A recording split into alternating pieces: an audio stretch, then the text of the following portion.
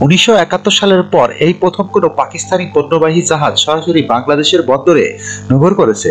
গত সপ্তাহে জাহাজটি চট্টগ্রামে নোঙর করায় গভীরভাবে উদ্বিগ্ন হয়ে পড়েছে ভারত। শুক্রবার 15 নভেম্বর এক প্রতিবেদনে এ খবর জানিয়েছে ভারতীয় গণমাধ্যম টেলিগ্রাফ। প্রতিবেদনে বলা হয়, বাংলাদেশ ও পাকিস্তানের মধ্যে সরাসরি সামুদ্রিক সংযোগ ভারতের সেভেন সিস্টার রাজ্যগুলোতে সম্ভাব্য অস্থিরতা তৈরির কাজে ব্যবহার হতে পারে, কারণ ভারতের উত্তর পূর্ব অঞ্চলীয় সেভেন সিস্টার বাংলাদেশ সীমান্তের খুব কাছাকাছি। ভারতের নিরাপত্তা বাহিনীর এক কর্মকর্তার বরাত দিয়ে টেলিগ্রাফ জানিয়েছেন, গত 5 দশকে বাংলাদেশের প্রধান দুই বন্দর চট্টগ্রাম ও মংলায় পাকিস্তান কোনো জায়গা পায়নি।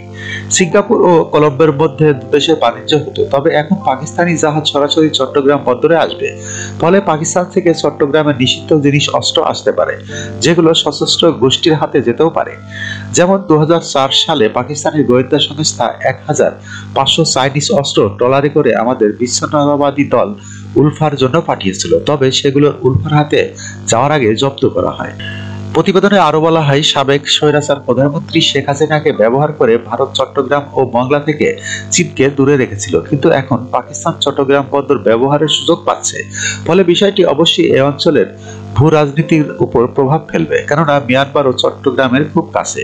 সেই সঙ্গে মিয়ানমারের অবস্থা এখন টালমাটাল। ভারত সংখ্যা করছে মিয়ানমার থেকে ভারতের অবৈধ অনুপ্রবেশ এবং মাদক কারবারই বেড়ে যেতে পারে। এদিকে পাকিস্তান থেকে বাংলাদেশে জাহাজ আসার বিষয়টি ঐতিহাসিক হিসাবে অবহিত করেছেন ব্রিটিশ গণমাধ্যম দ্য ইন্ডিপেন্ডেন্ট, কেননা এর মাধ্যমে দুই দেশের মধ্যে বিদ্যমান জটিল সম্পর্ক উষ্ণ হওয়ার ইঙ্গিত পাওয়া যাচ্ছে।